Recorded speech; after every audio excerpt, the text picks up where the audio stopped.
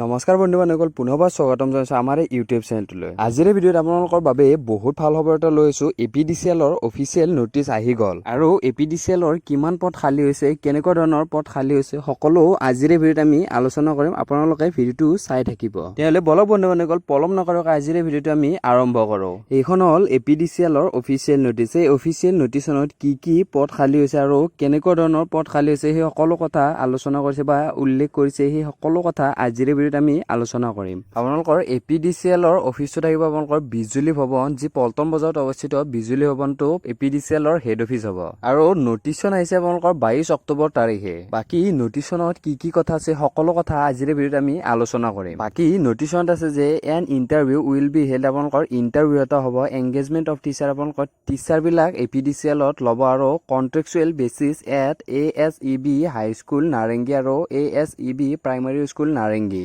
মানে এই দুইখন স্কুলত আপোনালোকৰ বিভিন্ন ধৰণৰ টিচাৰ বিলাক লোৱা হ'ব, যি আপোনালোকৰ কন্ট্ৰেকচুৱেল বেচিছ হ'ব। তাৰ আপোনালোকৰ এডুকেশ্যন কোৱালিফিকেশ্যন বা আপোনালোকৰ কিমানটা পোষ্ট আছে সেই সকলো কথা নটিচনত উল্লেখ কৰিছে, আমি আলোচনা কৰি আছো। ইয়াৰ প্ৰথমতে লিখিছে যে আপোনালোকৰ নেম অফ দ্য স্কুল আপোনালোকৰ ASEB হাই স্কুল নাৰেংগী। আপোনালোকৰ এই স্কুলখনত বিভিন্ন ধৰণৰ পদবোৰ খালী হৈছে টিচাৰৰ কাৰণে। টিচাৰ আপোনালোকক লাগে আৰ্টছ গ্ৰেজুৱেট টিচাৰ ইংলিছৰ কাৰণে আৰু আৰ্টছ গ্ৰেজুৱেট টিচাৰ হিন্দীৰ কাৰণে, আৰু এটা পদ খালী আছে আৰু দৰমহা আপোনালোকক 14,260 টকাকৈ দিব আৰু এজ লিমিট আপোনালোকৰ 40 বছৰ আপোনালোকৰ মেক্সিমাম হ'ব পাৰিব।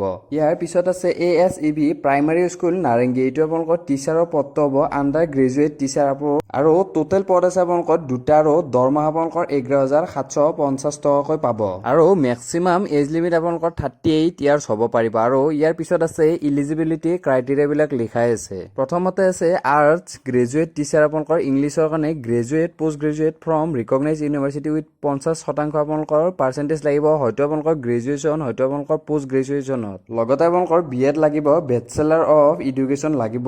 ইয়াৰ পিছত আছে আৰ্টছ গ্ৰেজুৱেট টিচাৰ হিন্দীৰ কাৰণে কেনেকুৱা ধৰণৰ এডুকেশ্যন কোৱালিফিকেশ্যন লাগিব উল্লেখ কৰিছে। Praveen or Ratna in Hindi with 50% আৰু লগতে আপোনালোকৰ ডিগ্ৰী কোৱালিফিকেশ্যন 50% লাগিব or post graduation degree in arts with 50%। লগতে ইয়াত উল্লেখ কৰিছে যে মানে যদি আপোনালোকে BA পাছ কৰিছে 50% মাৰ্ক, লগতে হিন্দী ছাবজেক্টখন আছে আপোনালোকৰ ওৱান অফ দ্য ছাবজেক্ট, তেনেহ'লে আপোনালোকে arts graduate teacher in Hindi আপোনালোকে এপ্লাই কৰিব পাৰিব। আৰু আপোনালোকৰ হয়তো আপোনালোকৰ BT ডিগ্ৰী লাগিব, নহ'লে আপোনালোকৰ BEd ডিগ্ৰী লাগিব। আপোনালোকৰ যিকোনো এটা ডিগ্ৰী আপোনালোকে হ'লে এপ্লাই কৰিব পাৰিব।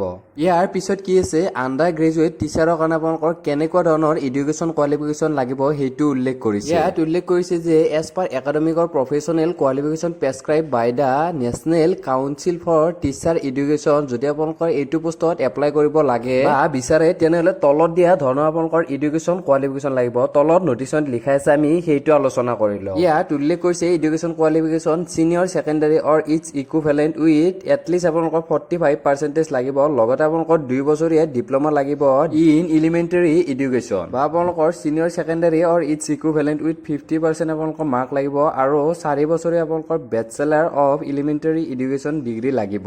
বাকী আপোনালোকক কেনেকুৱা ধৰণৰ ডিগ্ৰী লাগিব আপোনালোকে নটিচন ডাউনলোড কৰি চাই ল'ব পাৰিব। ইয়াৰ পিছত আছে আপোনালোকৰ এডিশ্যনেল কোৱালিফিকেশ্যন কেনেকুৱা ধৰণৰ লাগিব আপোনালোকৰ একাডেমিক আৰু প্ৰফেচনেল যেনেকুৱা ধৰণৰ কোৱালিফিকেশ্যন ওপৰত মেনশ্যন কৰিছে বা ওপৰত উল্লেখ কৰিছে গোটেইকেইটা পদৰ বাবে। সেই পদকেইটাৰ বাবে গোটেইকেইটা যোনে এপ্লাই কৰিব সেইসকলে টেটত আপোনালোকে বহিব লাগিব, লগতে টেটত আপোনালোকে পাছ কৰিব লাগিব আৰু কেণ্ডিডেটসকল আপোনালোকৰ HSLC পাছ কৰা হ'ব লাগিব। লগতে আপোনালোকৰ আছামিজ লেংগুৱেজখন থাকিব লাগিব আৰু বা আপোনালোকৰ ডিপ্ল'মা থাকিব লাগিব Assamese language issued by the Asam Sahitya Sabha. আৰু ইয়াৰ পিছত আছে পিৰিয়ড অফ এংগেজমেণ্ট। আপোনালোকৰ 6 মাহৰে প্ৰথমতে টিচাৰসকলক এংগেজ কৰিব আৰু যদি আপোনালোকৰ পাৰফৰ্মেঞ্চ ভাল হয় তেনেহ'লে আপোনালোকৰ পিৰিয়ড অফ এংগেজমেণ্টটো বঢ়াই দিব আৰু লগতে যদি আপোনালোকৰ দৰকাৰ হৈ থাকে টিচাৰত, তেনেহ'লে আপোনালোকক তাত আপোনালোকে জবটো পাই থাকিব।